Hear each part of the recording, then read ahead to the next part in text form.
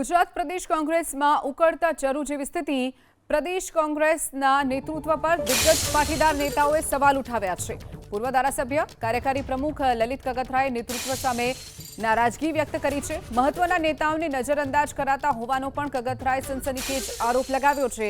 રાજ્યમાં કોંગ્રેસની પરિસ્થિતિ પાછળ પક્ષનું જ નેતૃત્વ જવાબદાર હોવાની લલિત કગથરાએ વાત કરી. એબીપી અસ્મિતાના ડિજિટલ પ્લેટફોર્મ પર જુઓ લલિત કગથરાનું સ્ફોટક ઇન્ટરવ્યૂ. ધ રોનક પટેલ શોમાં સાંજે 6 વાગે લલિત કગથરાનો સ્ફોટક ઇન્ટરવ્યૂ. ધ રોનક પટેલ શોમાં લલિત કગથરાની સૌથી મોટી જાહેરાત. ઉકળતા ચરુ જેવી સ્થિતિ જે કોંગ્રેસમાં જોવા મળી રહી છે.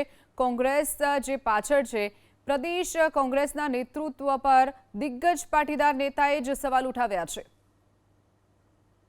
રાજીવ ભવન આજની માટે મારા માટે પણ એ સારી જગ્યા છે, મને કોઈ વાંધો જ નથી. પણ એની પાછળનું કારણ એ હતું કે પાર્ટીમાં શિસ્ત નહોતી. પાર્ટીએ મારા મત વિસ્તારમાં કાંઈ પણ કાર્યક્રમ કરતા હોય અને મારા પ્રદેશના નેતાઓ એ કાર્યક્રમ કરવા આવે અને એ નેતાઓ મને ફોન ના કરે તો હું કાર્યકારી પ્રમુખ છે. સંકલન પાર્ટીમાં હોવું જોઈએ. હવે તમને મારે ખુલ્લા મનથી તમને કહું કે કોઈ એક વ્યક્તિ 12 ધારાસભ્ય હોય, એમાં એક ધારાસભ્ય માટે જાહેરમાં જેમ તેમ બોલે તો પાર્ટી કેવી રીતે હાલે? તો આમાં 150 જણા આવે તો મોદી લઈ જાય. તમારામાં તેવડ નથી કહેવાની કે 12 ધારાસભ્યો તમારા છે તો મેં એક ધારાસભ્ય માટે તમે એલફેલ બોલો.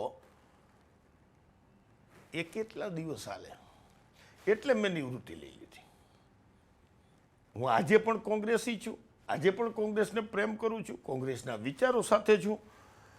પણ જે રીતે અત્યારે ગુજરાતની લીડરશિપમાં સ્ટ્રોંગનેસ હોવી જોઈએ, ડિસિશન હોવું જોઈએ કે તમે જો 12 ધારાસભ્યોને પણ ન સાચવી શકો અથવા 12 ધારાસભ્યોમાં સંકલન ન હોય તો 120માં શું થાય?